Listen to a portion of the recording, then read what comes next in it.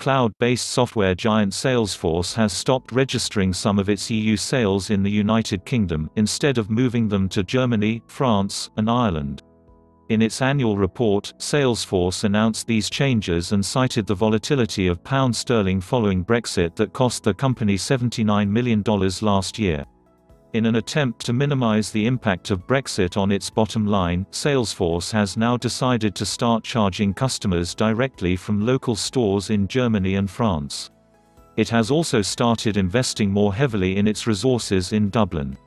The company said in the report that revenues in Europe were negatively impacted by approximately $79 million in fiscal 2020 compared to fiscal 2019 as a result of the strengthening of British pound sterling.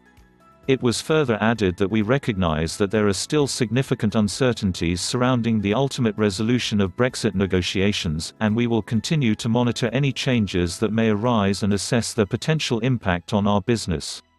In the early phases of 2020, Brexit was a big business concern, and though it has since been overshadowed by the novel coronavirus (COVID-19) outbreak, it is still a big issue.